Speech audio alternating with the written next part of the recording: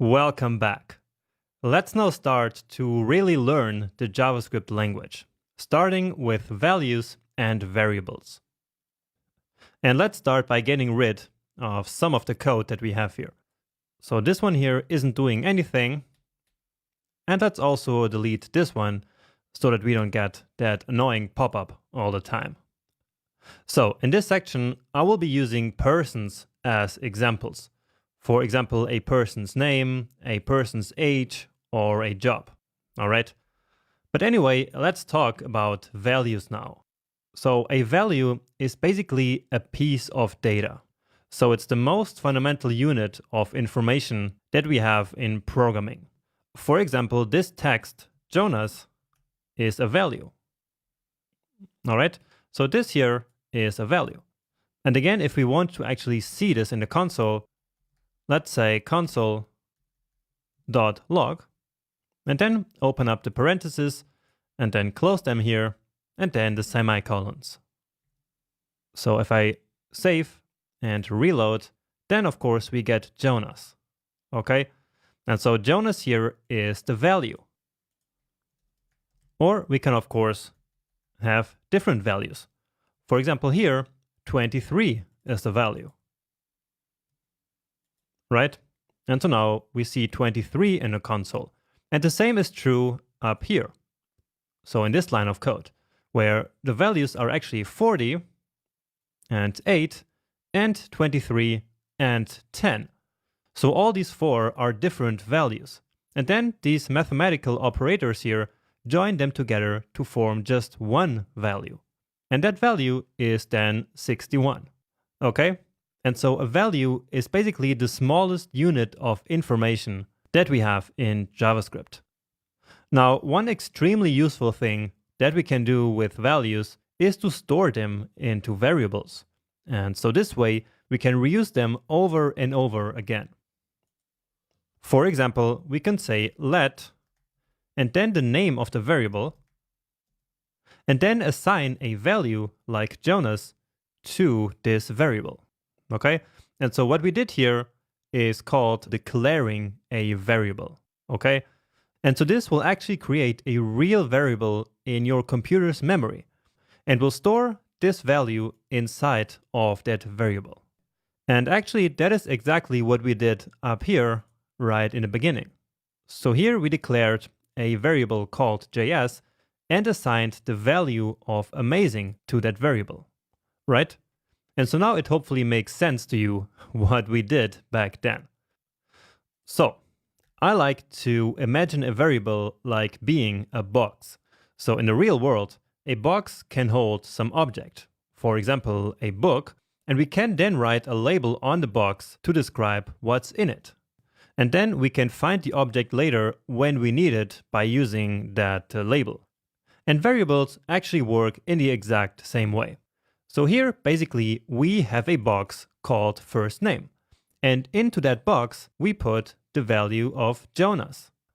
And now if we want to use this value, all we have to do is to basically use this label. Or in other words, this variable name. So first name in this case. And so let's use it actually. And for that, once again, I will use console.log. And you will see me using console.log throughout this entire course, actually. So whenever we need to output something from our code to the browser, we always use console.log like this. And so here, now, instead of passing a literal value like we did here and here and here, now we can pass in, so we can write here the variable name. So first name. Okay? And if I save it and reload it, let's see what happens. Indeed, we get Jonas. So from line number 8, and so that's right here. And that means that indeed our variable declaration up here worked. And if we now change this to Bob, let's say, then here we should get Bob, right? And indeed, now it's Bob. Let's put it back. And of course, we can now use this variable name many times. So let's just copy and paste this here a couple of times. and give it a save. And so now we have it 3 times. And that means that whenever JavaScript sees this variable name here, it will basically replace it with the original value that we assigned to the variable. So again, that's Jonas. And this is extremely useful, because now if I want to change the first name to something else, I only have to do it in one place. So just here. So let's change it here to Matilda. And if I save it now and reload, of course, it will change in all the 3 places. So this is one of the big advantages of variables. Without variables, I would now have to manually change the value everywhere to Matilda. But like this, everywhere where I reference this variable, it will automatically get changed to Matilda. So that's one of the most important things to keep in mind about variables. Great. And now that we know what a variable is, let's just very quickly talk about conventions and rules for naming variables, because we shouldn't just give random names to variables. So first, the way that I named this variable here is called camel case. Camel case means that whenever I have multiple words in a variable name, I write the first word with a lowercase and then all the next words with uppercase, like this. So if it was just first, we would write it like this. But if we had more than one word, like first name, person, then you see that all the subsequent words are written with this uppercase letter. And this is kind of a standard in the JavaScript world. But of course, there are other ways of naming variables. For example, we could write first name with an underscore like this. And this is very popular in other languages like Ruby. Or like this, okay? And you can use whatever you like most. Just keep in mind that it's kind of a standard in JavaScript to write variable names like this. So usually whenever you see other people's code, the variables will usually be written using the camel case notation. So that's kind of a convention of how to name variables in JavaScript, but there are also some actual hard rules in JavaScript about how we can name variables. For example, we cannot write something like this, like 3 years, and set it to the value of 3. So this is an illegal variable name, and VS Code actually warns us right away here. And again, that's because this variable name starts with a number. And if we tried to load this in JavaScript, we would get this error. So that's an invalid or unexpected token here. And it's important to actually start reading these error messages right from the beginning of the course.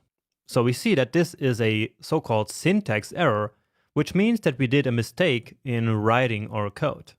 So that's a mistake in the code's syntax. And we can also see the line where the error occurred, so line 13, so that we can then go ahead and fix it. And notice how this error was shown in the console, even though we didn't use console.log in this case. Okay, so we don't need to use console.log for the console to show errors. All the errors that we make will always end up in the console, and also here with this, error icon. Now anyway, back to our naming conventions here. So we already learned that variable names cannot start with a number. And in fact, variable names can only contain numbers, letters, underscores, or the $sign. So for example, if we try to write Jonas and Matilda equals JM, we would once again get a syntax error, right? And this time it's telling us unexpected token end. And again, that's because this symbol here is illegal in variable names. They can only contain numbers, letters, underscores, or the $sign. So this here, for example, would be allowed. So if we reload now, we get no more errors here. Another error might occur when we try to name a variable using a reserved JavaScript keyword. For example, if we did this, so new, for example, set it to 27, then this would also not be allowed. So you see unexpected token new. And that's because new is a reserved keyword in JavaScript, as we will see a little bit later. And the same goes for something like function. So again, unexpected token here. If we wanted to fix that, we could, for example, start this variable name with an underscore or with the $sign. So that's the only two symbols that are allowed besides letters and numbers. Another variable name that's kind of reserved but still actually allowed to use is the word name. So we could do this and it would actually work, but in some cases this creates some problems because again, this is kind of a reserved keyword, but it's still legal to use. But since it is a keyword, never call your variables just name. Okay, that's why I always call them first name like this. Let's actually get rid of this one because we already have first name up there.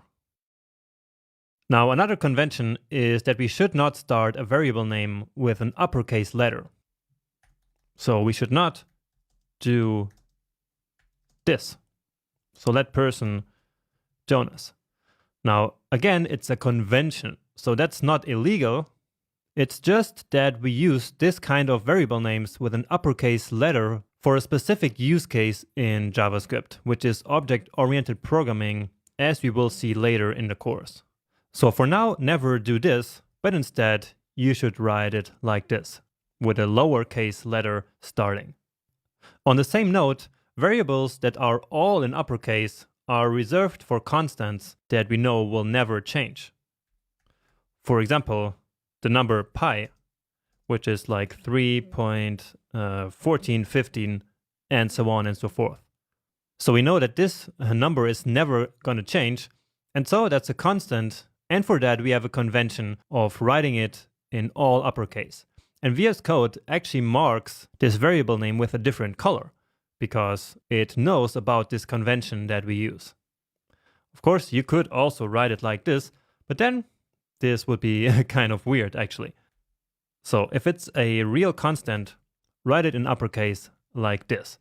So that's a pretty normal convention there in programming as a whole. Finally, to finish this lecture, let's talk about one final convention, which is to make sure that our variable names are descriptive. And that's very important to write cleaner code. So when you name your variables, it should be really easy to understand exactly what value the variable is holding, just by reading the name of the variable. And that's kind of what we did up here by calling this one first name. But let me show you another example. For example, let's say my first job, programmer, and then my current job, teacher. So this is much, much better than writing this. So job 1, programmer, and job 2, teacher. So which set of variables do you think is more descriptive? Is it these ones or these ones? And I hope that you agree with me that it's much easier to understand what programmer and teacher are in this case here by simply looking at the variable name. So we know that my first job was programmer and that my current job is teacher. While down here, well, we would simply know that these are two different jobs. We don't know anything about them. And so this approach up here is a lot better. So keep that in mind whenever you write your own variable names. And actually keep all of this in mind that we just talked about for naming your variables. Okay?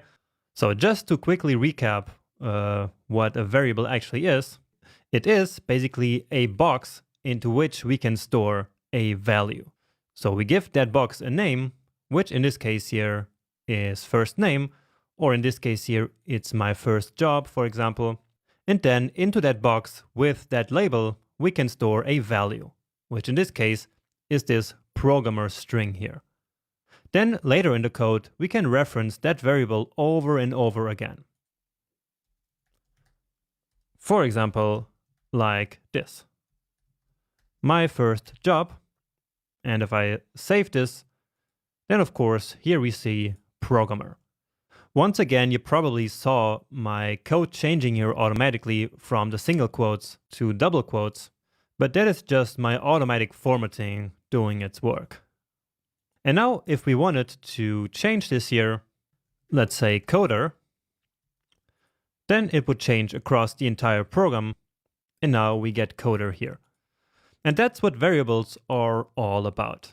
They're one of the most important things of programming, and so make sure to really understand them before you move on.